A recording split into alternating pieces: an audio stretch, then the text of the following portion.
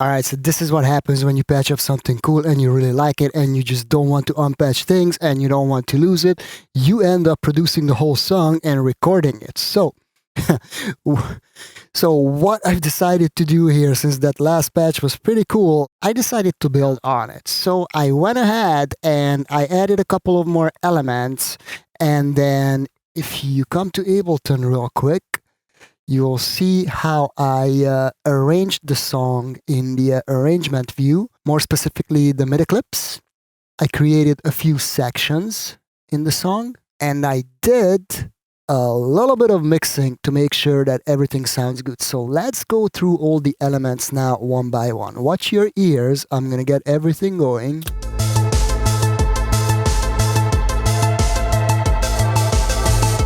Alright, so first and foremost, there has been a pad element added with this nice melodic sequence.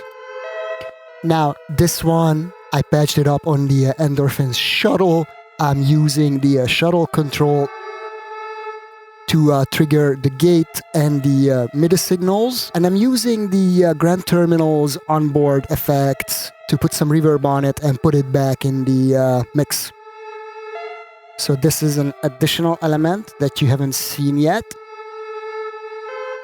Let's move on. The ARP, you already know. Bassline, this you are already familiar with. So basically the Endorphins pad is the only new element that has been added. Now, another thing that I did, if you remember how we had the audio of the bassline coming back through the external input of the CV instrument, so it was monitored on the track where we had the CV instrument. Same was true for the ARP. So instead of doing that, I actually disabled these audio tracks and I came to this group here that we set up previously. So this is all our audio return tracks here. And instead of monitoring the audio through the MIDI tracks, now I'm monitoring the audio through the audio tracks.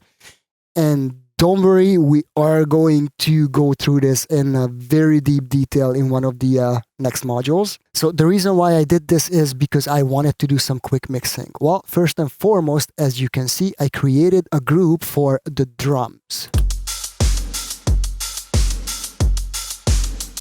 So we have the kick drum on one track with a little bit of EQing.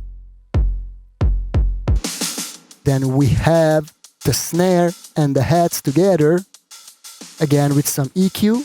Now, I did a little trick here to widen the sound.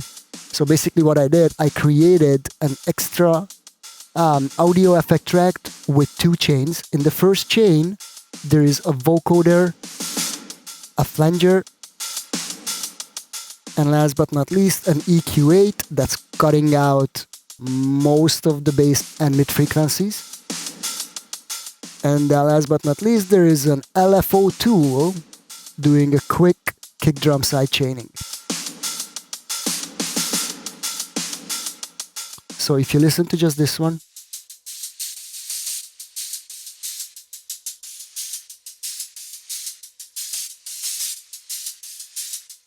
this is an ever so evolving sort of sign design element here, if anything. As you can see, the flanger is being modulated by its own LFO through 8 bars. And in the other chain, I cut off a little bit of the high frequencies and I boosted around 1.2K just to give that snare a bit more snappiness. And this is how the two sound together. And then I created a drum bus where I put a drum bus and after the drum bus a little bit more EQing to cut out some unwanted frequencies. So this is our drum track. On the bass, again I did a little bit of EQing, cutting out a frequency notch where the kick drum's fundamental frequency lies. a little bit of compression, and again, a kick drum sidechain. And these two together.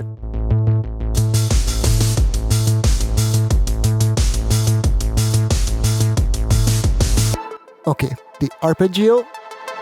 I put a gate there because for some reason on this return track there's quite a lot of noise. So I wanted to cut that out. We did a little bit of EQing, a little bit of sound design with a phaser, a compressor at the end, and again, just a little bit of just a subtle sidechain to the kick drum. It's not really sidechain to the kick drum, but I'm using the LFO2 on a quarter note basis where it ducks the audio on every quarter note, which is where the kick drum is.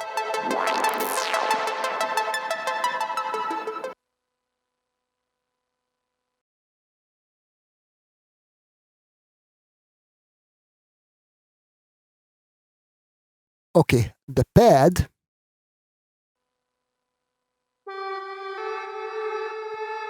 Simple EQ, a little bit of delay to widen it, and again, the sidechaining.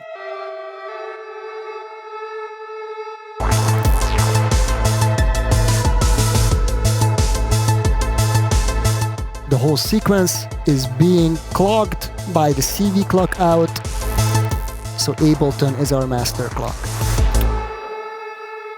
Okay, now let's disable this loop. Let's go to our arrangement view. We are going to record this whole song right now.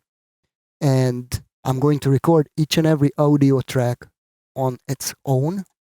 And I've also created a new audio track, which is set to resampling. So this is going to listen to everything that's going on. So this track here is basically recording the master bus.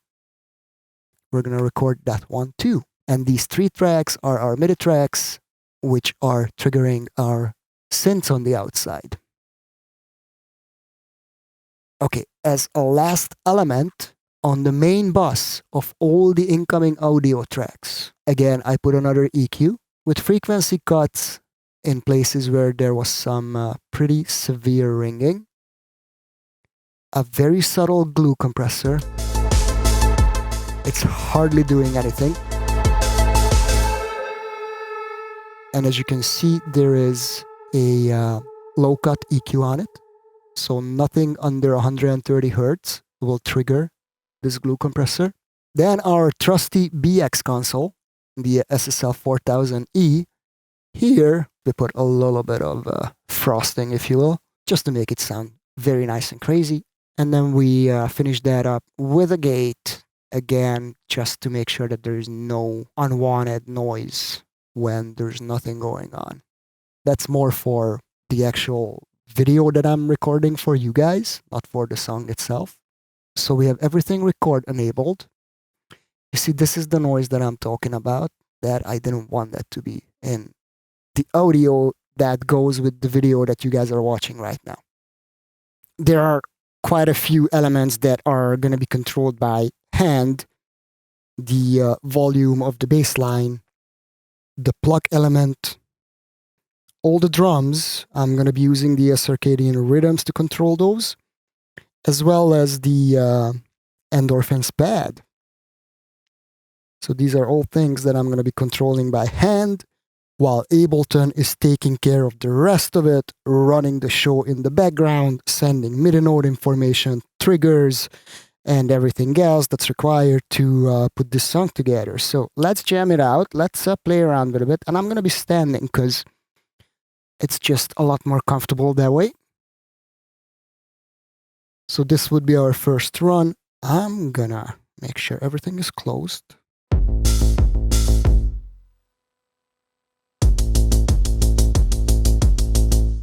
I'm actually going to go ahead and start recording it because who knows, this might just turn out perfect and I can always record it later on again. So let's go with that. Let me just set the screen so you can see the incoming recorded audio, and maybe I'll just put it on the MIDI track of the ARP so you can see how the modulation is affecting the Eurorack on the outside. All right, I'm going to shut up now, turn up my volume here a bit. Well, let's do this. I'm going to start everything from the push.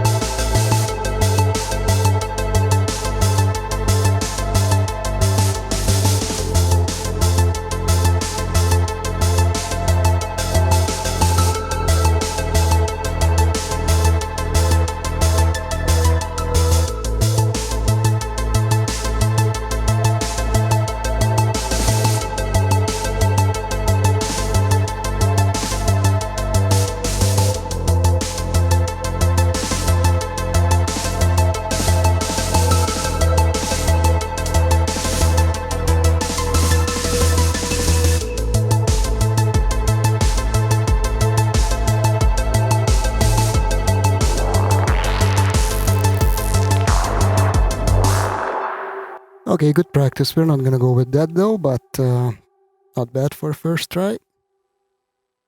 Make sure everything is back down again. Okay, so let's maybe create a few more points here. Just a couple of markers for me to remember to do stuff. And I guess I'm gonna be looking at the screen. Snare. Okay, let's make a little bit more room. Yeah, just so it gives me a bit more overview of the entire song. As you can undoubtedly see on the face of my watch and the time passing, I may have tried this once or twice already. Okay. Second try. Let's do this.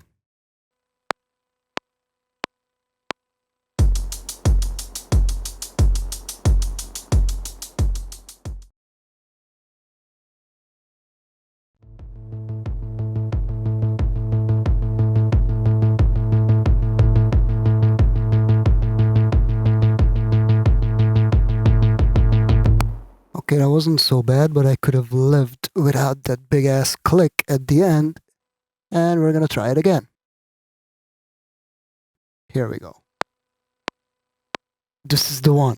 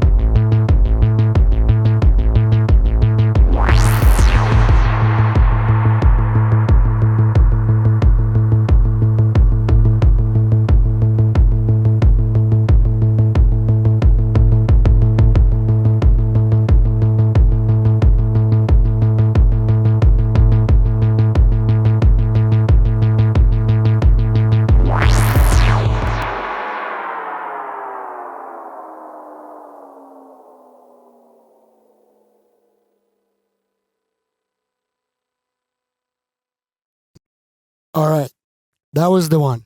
So yes, I'm very happy with that one. I think it turned out as good as it can be.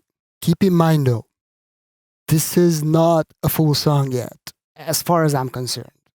Now I would go in and I would make some fine adjustments, add a few effect elements, maybe a couple of more, tension release, white noise, a filter sweep, this, that, and the other, just to create a bit more animation throughout the song, just so it's more and more interesting. And then obviously I would go on and master it and then wait for a label to pick it up. I think we've learned a lot here already. We used pretty much all the CV tools. We learned them inside out. We created a complex patch with the CV tools, and then we ended up arranging it into a nice song, and we ended up recording that song too. Now, like I said before, we are going to discuss how to record external audio properly. We're going to talk about latency and all the other issues that affect recording external audio. But now in the next module, let's talk about something that is also very, very important, very crucial to understand if you're going to be working with external gear and recording it into a DAW. So in the next module, we are going to talk about clocking and synchronizing. See you there.